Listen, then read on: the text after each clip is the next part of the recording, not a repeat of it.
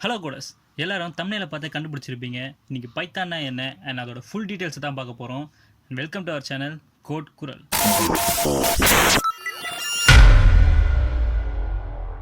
இந்த வீடியோவில் என்னெல்லாம் பார்க்க போகிறீங்கன்னா, வாட் இஸ் பைத்தான், பைத்தானோட purpose, history of Python and evolution of Python. So மறக்காமல் ஃபுல் வீடியோ செக் பண்ணுங்கள். First, what is Python? Python ஒரு high level interpreted programming language. High லெவல்னா ஹியூமன்ஸால் அண்டர்ஸ்டாண்ட் பண்ணுற அளவுக்கு ஈஸியாக இருக்கிற லாங்குவேஜ்னு அர்த்தம். அண்ட் பைத்தான் ஒரு simple, readable and powerful programming language. இதனாலேயே இது சி போன்ற லோ லெவல் லாங்குவேஜை விட பெட்டராக இருக்கும். பைத்தானோட சின்டெக்ஸ் ரொம்பவே ஒரு ஈஸியாக இங்கிலீஷ் சென்டென்ஸ் மாதிரி இருக்கும்.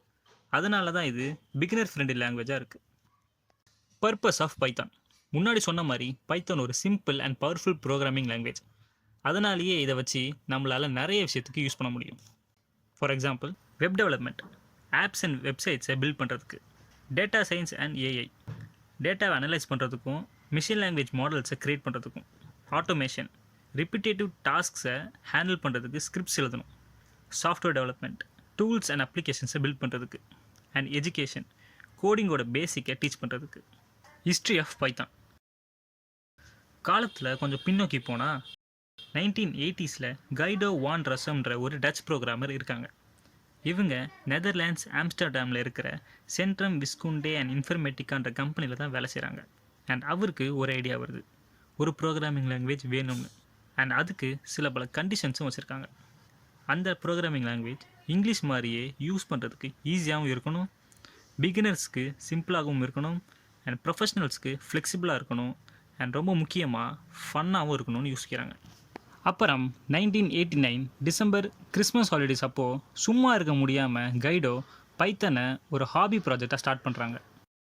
அண்ட் அந்த ப்ராஜெக்டை 1991 பைத்தான் 0.9.0ன்னு ரிலீஸும் பண்ணுறாங்க. அந்த ப்ராஜெக்டில் அப்போவே functions, core data types like string, list, டிக்ஷனரின்னு எல்லாமே இருந்துச்சு. சரி, ஒரு ப்ராஜெக்ட் ரெடி ஆகிடுச்சு.